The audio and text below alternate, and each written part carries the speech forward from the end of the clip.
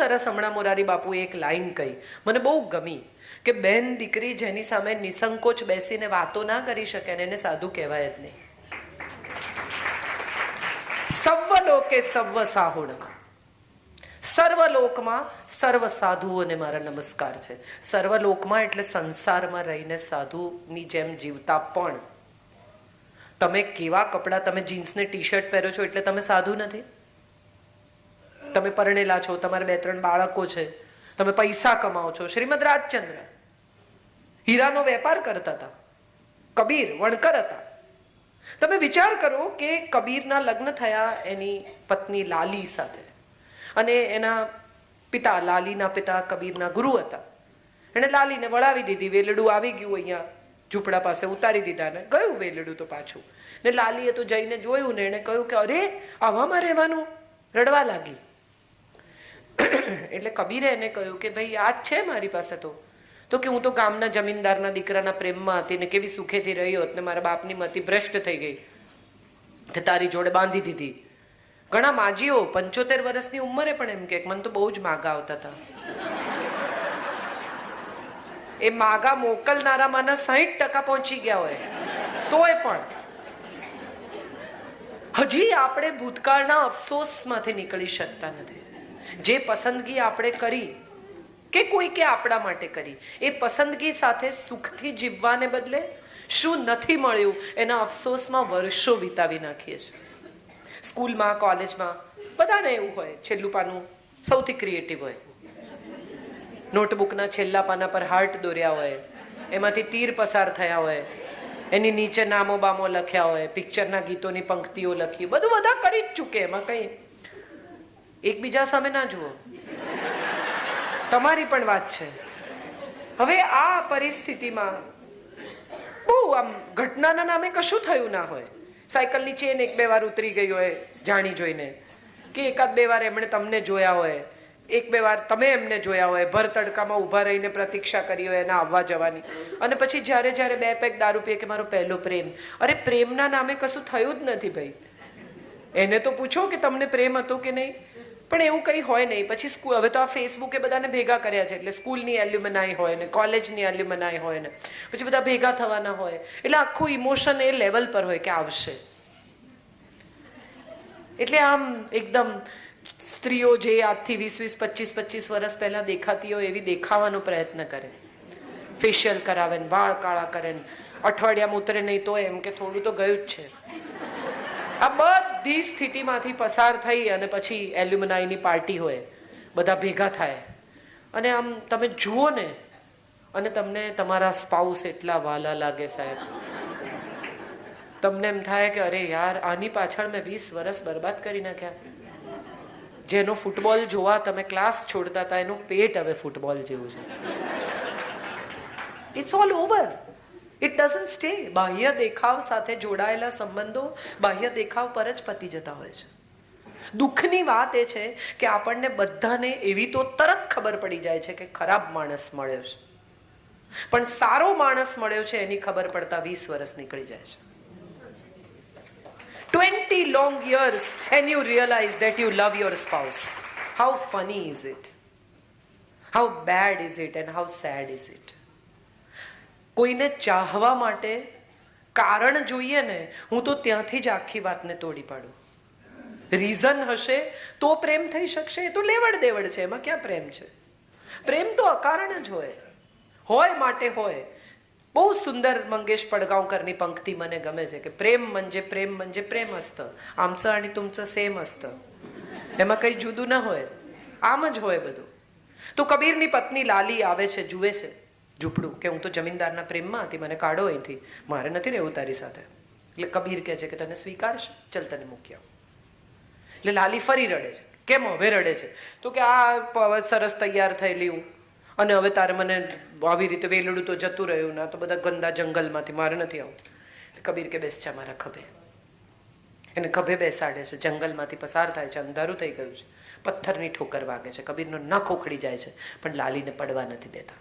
આમ આમ કરીને સેટલ કરે છે. લાલી ફરી રડે છે કે હવે નીચે ઉતાર. એટલે નીચે ઉતારે છે કે હવે નથી જવું. અરે કે હમણાં જવા માટે રડતી હતી, હવે નહીં જવા માટે રડે છે, તારો પ્રોબ્લેમ શું છે? અને ત્યારે લાલી કહે છે કે જે કોઈકને સોંપવા માટે મને આટલા સ્નેહથી આટલી સાચવીને લઈ જાય છે, જો હું એની સાથે જીવનભર રહું તો મને કેવી રીતે રાખે? આપણે આટલા ભીતર ઉતરતા જ નથી. બે સાધુઓ નદીના કિનારે ઊભા હતા, નદીમાં પૂર હતું. એક સુંદર સ્ત્રી તૈયાર થઈને આવી, ખૂબ બ્યુટીફુલ, ઊભી રહી સાધુની બાજુમાં. નદીમાં પાણી ચડ્યું છે. પેલી બાઈ જોયા કરે છે પાણી તરફ. જુવાન સાધુ રડે છે, એટલે જુવાન સાધુ કહે છે કે તું રડે છે કેમ? તો કે સામે નહીં જાઉં તો મારો ગ્રાહક જતો રહેશે, હું તો સેક્સ વર્કર છું, અને જો આજનો ગ્રાહક ગયો તો મારા છોકરાને શું ખવડાવીશ? એટલે જુવાન સાધુ કહે છે કે એક કામ કર, બેસી જા મારા ખભે, હું તને લઈ જાઉં સામેની તરફ, અમે તો જવાના જ છીએ. જુવાન સાધુ એને સામે લઈ જઈને ઉતારી દે છે. હવે નદી કિનારાથી મઠ સુધીના રસ્તે પેલા વૃદ્ધ સાધુ એને કયા કરે વારંવાર કે કેવા એના સાથળ તારા ગાલને અડતા હતા, કેવા એના પગ તારી છાતીને અડતા હતા, કેવી એ તારા આમ માથું પકડીને બેઠી હતી ને, આમ હતું ને, ફલાણું હતું ને, એની પાની કેવી ગોરી હતી ને, એનો વાન કેવો આવો હતો ને, તને આવું તો ભ્રષ્ટ કર્યો ધર્મ ને, તું આવો છે ને, તું તેવો છે ને, કામી છે ને. પેલો કંઈ જ બોલે નહીં. બંને જણા મઠમાં પહોંચ્યા. મઠાધીશને કહ્યું કે આવી રીતે એક સ્ત્રીને બેસાડીને લઈ આવે ખભે, બોલો. એટલે મઠાધીશે યુવાન સાધુને પૂછ્યું કે તારે કંઈ કહેવું છે આજે તારા પર આક્ષેપ મૂકે છે એ બાબતે? એટલે યુવાન સાધુએ કહ્યું કે મેં તો નદી કિનારે જ ઉતારી દીધી, આણે હજી બેસાડી રાખી છે. વાર્તા આટલી જ આપણા બધાની. બોલનારા બોલીને જતા રહ્યા, કહેનારા કહીને જતા રહ્યા. જેણે જે કરવાનું હતું એ બધું જ કરી નાખ્યું, આપણા ખભેથી હજી ઉતરતું નથી. તો જીવવાની ત્રીજી અને સૌથી મહત્વની વાત એ છે, ભૂલી જતા શીખી જાઓ. Just simply forget. જે વસ્તુ તમારા કામની નથી એને ડિલીટ કરી નાખો. મારો એક સાયકેટ્રિસ્ટ ફ્રેન્ડ છે, એને હું કહું કે આ બધા આજકાલ ભૂલવાની બીમારી બહુ થાય છે, એવું કેમ? ત્યારે એણે મને બહુ સરસ જવાબ આપ્યો કે મગજના જીબી તો નક્કી છે, તમે ખોટી ખોટી ફાઇલો બનાવીને ભરી રાખો ને, એમાં હેંગ થઈ જાય છે. નકામી ફાઇલો ડિલીટ કરો, એમ્પ્ટી સ્પેસ ક્રિએટ કરો. બધી સ્ત્રીઓ માળિયા પરથી વસ્તુ ઉતારે, દિવાળી આવે ને પછી નક્કી કરે કે આ વખતે મારે બધું નકામું કાઢી નાખવું છે. કાંઈ નકામું લાગે જ નહીં, બધું જ કામનું. પિત્તળના મોટા મોટા તપેલા ને મોટા મોટા ચમચા ને 6 ડઝન થાળીઓ ને, અને ઘરે હવે કોઈ આવતું નથી. આપણે સીધા બારોબાર બહાર જમાડીએ છીએ, તેમ છતાં જોઈએ કોઈ આવે તો જોઈએ, પણ કોઈ આવતું નથી. તમે આવવા લાયક કંઈ રાખ્યું જ નથી, એ આપણે ભૂલી જઈએ છીએ. મજાની વાત એ છે કે મનના માળિયામાં પણ બહુ બધું આવું ભરી રાખ્યું છે. કાઢી નાખો, ખાલી કરી નાખો. જે નકામું છે ને, તમને એમ લાગે કે આની સાથે હવે મારાથી બીજું કંઈ થઈ શકે એમ નથી, એટલું ડિલીટ કરો. હમણાં એક બહુ સરસ કિસ્સો વાંચ્યો. એક સ્ત્રીને સોરાયસિસ હતો કમરથી નીચે આખા ભાગમાં. વિશ્વભરની દવાઓ કરી પણ કંઈ મટે નહીં. આમ આમ ખણે તો આટલી ચામડી પડે. ડૉક્ટરે કહ્યું કે હવે મટશે નહીં, હવે તો મૃત્યુ જ છે, બીજું કંઈ નથી. પછી અમારા એક જાણીતા સાયકેટ્રિસ્ટ છે, સાયકોલોજિસ્ટ, એની પાસે આવી. એ ભાઈ થોડા સ્પિરિચ્યુઅલ પણ છે. એમણે કહ્યું કે બેન, રોજ ધ્યાનમાં બેસો, અને ધ્યાનમાં બેસીને જે ચહેરો નજર સામે આવે ને એને માફ કરી દો. ને માફ કરતા જેટલા દિવસ લાગે એટલા, પણ માફ કરજો. એ ચહેરો વિલીન ના થઈ જાય ત્યાં સુધી રોજ એને જોવાનો ને રોજ એકવાર એને માફ કરવાનો. એ બેનને ધીમે ધીમે સોરાયસિસ મટવા માંડ્યો, નવી ચામડી આવી. વિચારવાનો સાચો રસ્તો એ છે કે જેની સાથે કંઈ નથી થઈ શકતું એને માફ તો થઈ જ શકે છે, અને એ તમારા ઉપર જ આધારિત છે. એમાં તમારે બીજા કોઈની જરૂરત જ નથી. ના, હું ડાઈ વાતો નથી કરતી. મારી જિંદગીમાં મેં બહુ લોકોને એટલી શાંતિથી માફ કરી દીધા છે કે મારા મનમાં જગ્યા ખૂબ ખાલી થઈ છે, એટલે આ બધું મને યાદ રહે છે. મને ઘણા લોકો પૂછે કે તમને આટલું બધું યાદ રહે, તમે કોઈ કાગળિયું નથી રાખતા. એટલે હું કહું મારે કોના કોના પર વેર લેવાનું છે ને એ જગ્યા હું ખાલી કરતી જાઉં છું. એટલે મને ઘણું યાદ રહે છે. આ ગાંઠો કેન્સરની, બધા હમણાં તો કેટલા બધા કેન્સર, તમે કોઈને પણ મળો તો કેન્સરની વાત. આ ગાંઠો પહેલા મનમાં વળે છે, પછી શરીરમાં આવે છે. મનની ગાંઠ ખોલી નાખો તો શરીર સુધી આવશે જ નહીં. અને આ જરાય અઘરું નથી. અમસ્તાએ 5 વર્ષ પહેલા કોઈકે તમારું અપમાન કરેલું, એ વાતમાં તમે શું કરી શકશો? ટેલ મી, વોટ કેન યુ ડુ? તમે એનું અપમાન કરશો તો પણ એ પ્રસંગ ભૂલી શકાશે? તમે એને ગમે તેટલી ખરાબ રીતે ટ્રીટ કરો, ફટકારો લાકડીથી, તો પણ એ પરિસ્થિતિ બદલી શકવાના છો કે જે થઈ ચૂકી છે? તો પછી શું કામ એક નવી પરિસ્થિતિ ઊભી કરો છો? જગતનો કોઈ માણસ એવો નથી કે જેને કડવું બોલ્યા પછી સારું લાગ્યું હોય. જગતની કોઈ વ્યક્તિ એવી નથી કે જેને ઝઘડો કર્યા પછી શાંતિ થઈ હોય. હાશ, આજે બહુ ઝઘડો થયો. રજનીશજી બહુ જોક્સ કહેતા મુલ્લા નસરુદ્દીનના. એમાં એક જોક મને બહુ ગમે છે કે ફાતિમા બીબી ને મુલ્લા નસરુદ્દીન સવારથી લડવા માંડ્યા.